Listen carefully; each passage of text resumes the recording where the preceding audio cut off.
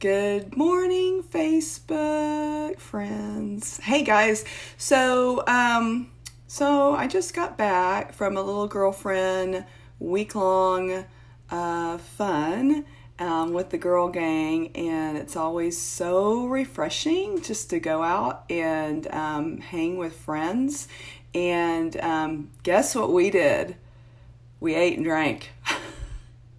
So we went to wineries, and we started out in Asheville, and I don't know if you're familiar with Asheville, North Carolina, but Asheville's really cool. I would encourage you guys to go there, not just because of the Biltmore Estate, which is truly cool. It's like an American castle, but the foodie scene there is amazing, and they have chefs from all over the country that come in and open up restaurants there. And the food is very reasonably priced. It's very good. We never had a bad meal. We even did a food tour, and that was amazing. I would encourage you, if you are going on vacation somewhere, for this winter and the spring, look into a food tour for that area, because we did a tapas tour in Madrid, and it was really good. And it's not just all about the food. The guide usually is from that area, and they will tell you all sorts of things about the architecture, about the chefs at the places that you go to. It's a really cool thing to do. And truthfully, if whenever I travel again solo, that is one thing I will definitely do is a food tour, because it's great for a solo traveler as well. So we spent 3 nights in Asheville, which was beautiful, lovely. And we also did the winery at the Biltmore, and that was awesome. And then we went over to Gatlinburg in the Pigeon Forge area. So that was about an hour and a half away. And that was different. Gatlinburg, I would say, was a little bit disappointing. It's very commercialized. It's sort of like this small strip of shops and restaurants, and it's just really crowded. And that was we weren't truly in the off season, but kind of sort of in the off season, because autumn just now began. Happy fall. Today is the day. But luckily the cabin was right outside of Pigeon Forge. And Pigeon Forge, I thought, was a little bit more family friendly, a little bit less about all the retail and restaurants, and more about the shows and family stuff. So if you ever go to that area, I would encourage you maybe to focus a little bit more on Pigeon Forge than Gatlinburg, because Gatlinburg's only like 10 or 15 minutes away, so you can just drive over there real quick. But anyway, so food and drink. So we drank a lot of wine, had a lot of cheese, had a lot of chocolates, and today is D-Day. So here are the 2 secrets about a health journey. Okay, number 1 is you're going to go on vacations, you're going to do some things, you're going to have some oopsies, you're going to have life that happens to you. That's just how it is. And so the key that I have noticed is, if I'm in Europe and I'm having a big vacation like Spain, I'm not going to be on some strict program when I'm there. I'm going to have the sangrias, I'm going to have the tapas, I'm going to have whatever is the local cuisine that is there.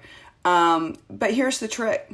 When you get back, you got to jump right back onto your program. And I mean, it needs to be the very next day. You need to plan that. You need to be focused for that. And it just happens to be the perfect day, because it's Monday and it's the beginning of autumn. And I jumped on the scale a day, gained a few pounds. It's okay. Forgive yourself. Move on. That's what you have to do.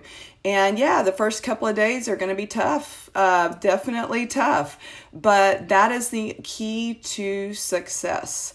Now, the true arrival in your health journey, and really I believe that there is no arrival, is full integration. And full integration is when you can go on these trips and you can do these things and you can have a few things, but you don't go off the deep end. So you maybe aren't doing all the southern types of food in Gatlinburg or Pigeon Forge because they just don't interest you anymore. I'm not quite there. I mean, I'm just not quite there. Sometimes when I go off, and that is not a very healthy thing to do. So I've been on my health journey for 2 years and I still struggle at times, but that's life and that's part of the journey. And I just consider that there will never be a finish line and that I am a continual work in progress. And one of the things I love about autumn, I love the fall in Houston and Southeast Texas because we are so hopeful here for cooler weather. It doesn't matter if the high today is supposed to be 90. We're just hopeful. We're hopeful that it'll end soon. And it may not end until the end of October, but we are just hopeful. And we're giddy with excitement that cooler weather is coming and we can wear our boots soon. That's what we want to do. Wear our boots soon and maybe a little jacket. And so speaking of jackets, I had left my little black lightweight jacket that I normally wear on the plane, and I froze on the way up there to Raleigh-Durham. And then I thought later, as a cool front moved through Asheville the last day we were there, I thought, oh my gosh, I'm going to have to go buy a light jacket. I'm going to hate myself because I have so many jackets at home. Never fear, apparently Gatlinburg and Pigeon Forge are a little bit lower elevations, and it was pretty dadgum warm, which was a disappointment.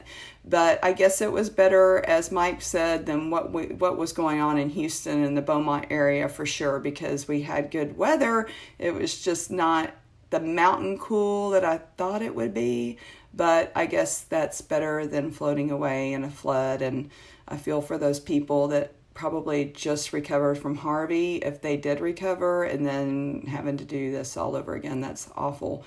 I'm very grateful we live on high ground up here in the north part of Conroe. So y'all have a great start of fall, great autumn, and here's to new beginnings. And I don't know how many more days we have to Christmas, but it is fast approaching. And so I am definitely focused today, and I am ready to just hit it hard, because that's what it's all about. So y'all have a great Monday, and we'll talk to you soon. Bye.